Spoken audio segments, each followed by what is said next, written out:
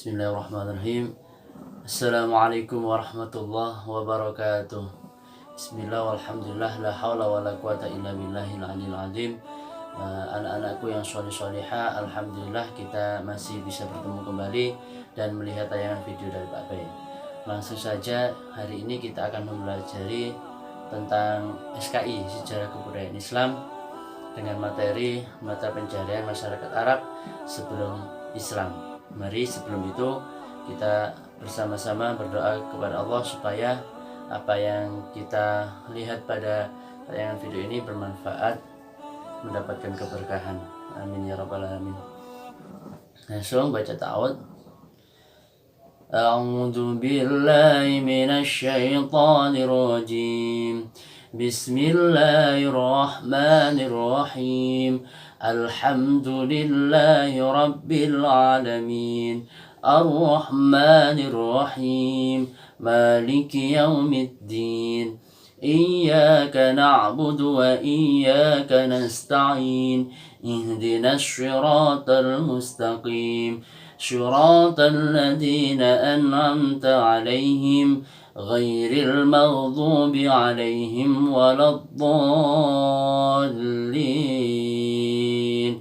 Rabbi ighfirli wa liwalidayya wa lil mu'minina wal mu'minati amin. Bismillahirrahmanirrahim. Rabbi zidni ilma warzuqni fahma waj'alni minas shalihin. Amin ya rabbal alamin. Baik anak-anakku, langsung saja kita masuk ke materi pembelajaran. Oke, baik, langsung saja siswa-siswiku yang sholih-sholihah, kita memasuki pelajaran SKI materi yang kedua, yaitu dengan tema mata pencaharian masyarakat Arab sebelum kedatangan Islam. Pada pelajaran kedua, nggih.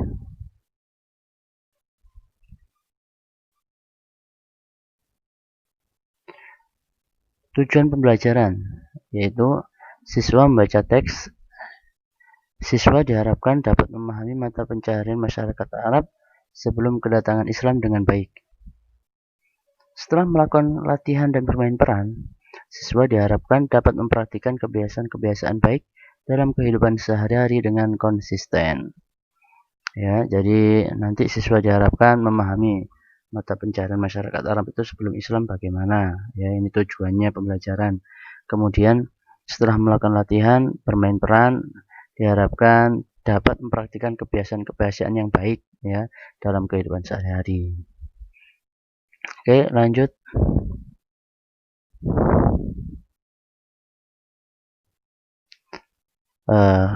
Kita memasuki pelajaran kedua, yaitu dengan tema mata pencaharian masyarakat Arab sebelum kedatangan Islam. Kalau di buku kalian itu masyarakat Arab sebelum kedatangan Islam memiliki pekerjaan yang bermacam-macam. Salah satunya berdagang, ya banyak ya, berdagang, bertani, kemudian beternak, sama seperti Nabi Muhammad SAW. Namun, apakah cara berdagang atau cara bekerja mereka sudah sesuai dengan tuntunan Nabi Muhammad SAW? Ayo kita cari tahu pada materi pelajaran berikut ini. Lanjut.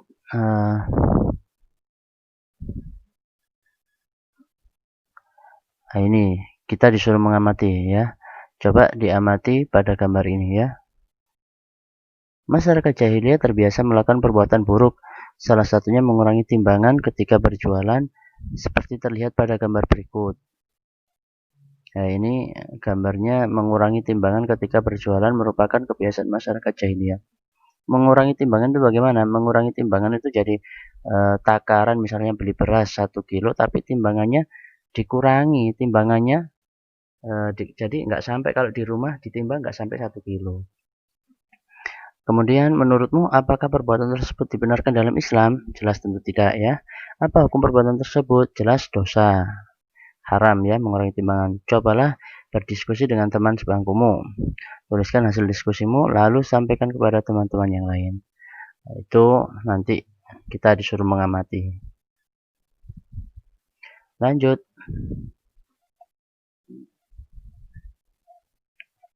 A. Perdagangan. Pada waktu itu, Makkah merupakan pusat kota yang banyak dikunjungi oleh masyarakat dari berbagai wilayah. Coba nanti itu yang huruf tebal itu bisa diingat-ingat ya. Pusat kota yang banyak dikunjungi oleh masyarakat dari berbagai wilayah ya. Kenapa? Karena bidang perdagangan biasanya dilakukan oleh masyarakat Arab di perkotaan. Ya, apalagi ketika menjelang musim haji. Mereka memiliki pasar musiman untuk perdagangan berbagai jenis barang kebutuhan. Jadi pusat kota atau di Mekah itu ya banyak sekali yang berkunjung. Kenapa? Ya merupakan pusat perdagangan yang terbesar saat itu ya, apalagi saat musim haji. Kemudian Makkah itu sama dengan Mekah ya. Kalau di buku kalian tulisannya Makkah, tapi kalau mengucapkan Mekah. Mekah ya bukan saja pusat perdagangan masyarakat sekitar, tapi Mekah juga merupakan jalur perdagangan dunia yang sangat penting saat itu. Jadi saat itu ya bukan saat itu saja, sampai saat sekarang pun juga perdagangannya sangat bagus ya, perkembangannya sangat pesat perdagangan di kota Mekah itu ya.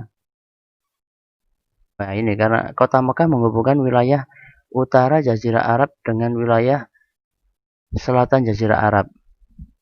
Kondisi seperti ini berlangsung puluhan tahun sebelum kedatangan Nabi Muhammad SAW. Jadi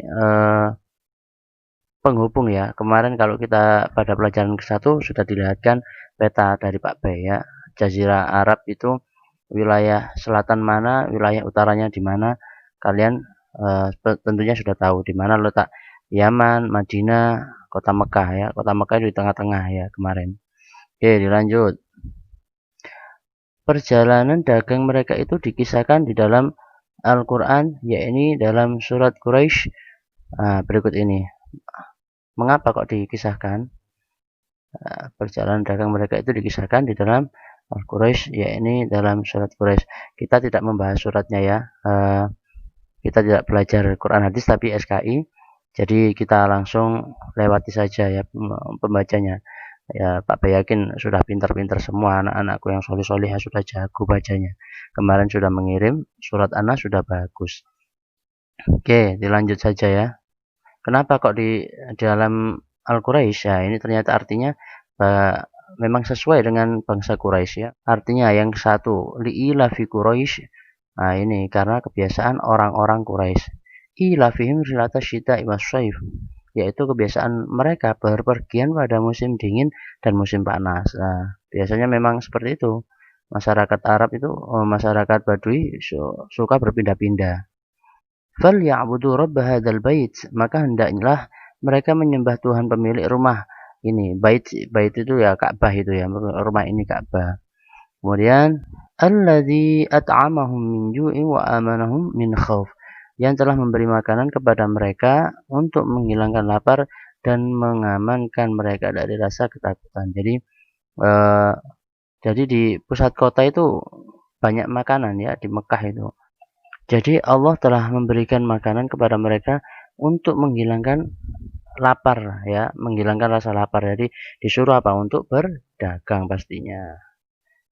Nah, di situ ada gambarnya ya, perjalanan perpindahan musim panas, musim dingin, tetap apa? Tetap melakukan perdagangan. Nah, suku Quraisy ini ya. Lanjut. Maka sebuah pusat perdagangan pada waktu itu sudah terpengaruh sistem riba yang dibawa oleh bangsa lain. Sistem perdagangan dengan cara riba dapat melahirkan keuntungan besar bagi kelompok perdagangan yang kaya dan kerugian kelompok pedagang yang pas-pasan bermodal seadanya, pas-pasan atau rakyat kecil ya. Jadi seperti ini. Jadi pusat kota itu, kota Mekah dulu sudah memakai sistem riba. Kenapa? Kalau belum tahu riba ini adalah mengambil keuntungan yang sangat besar atau lebih ya. Misalnya Pak Bay punya beras 1 kilo dengan harga 10.000. Kemudian Pak B menjualnya ke orang lain ya dengan harga 20.000. Nah, ini mencari keuntungan 2 kali lipatnya ya.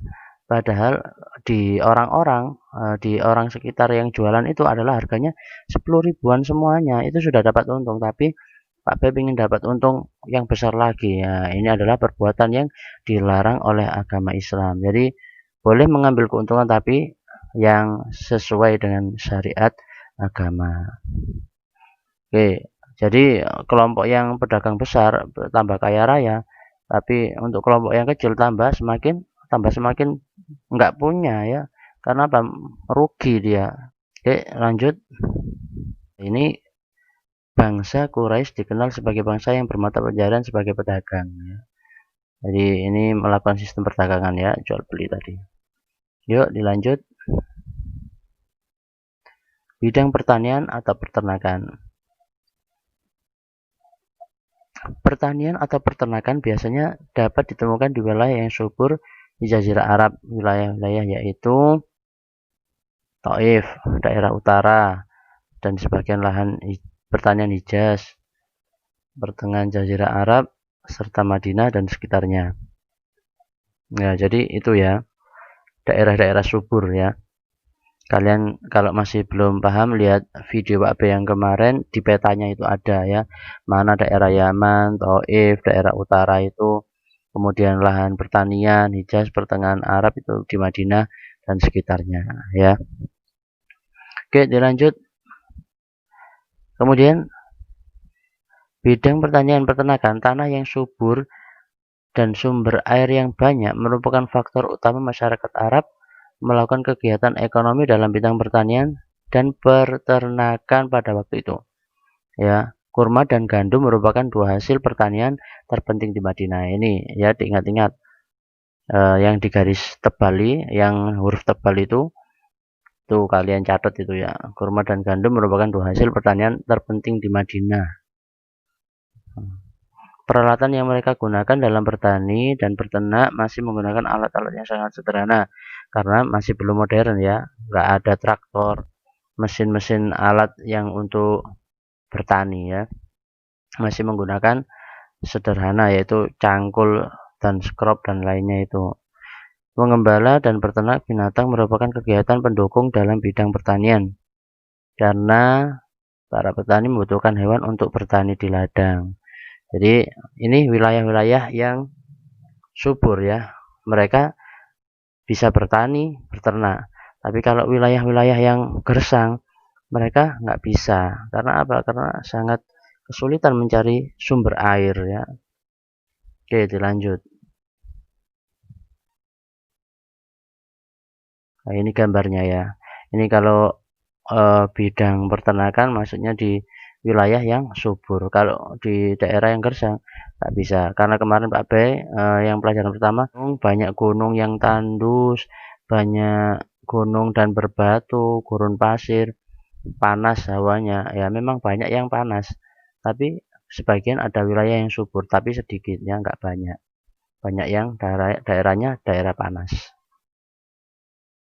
Oke, lanjut. Sekarang bidang perindustrian. Nah, bidang perindustrian ini sangat terbatas bagi kalangan masyarakat Arab yang memiliki status sosial ekonomi yang sangat rendah. Mayoritas masyarakat Arab yang bekerja di bidang industri adalah budak dan orang-orang Yahudi.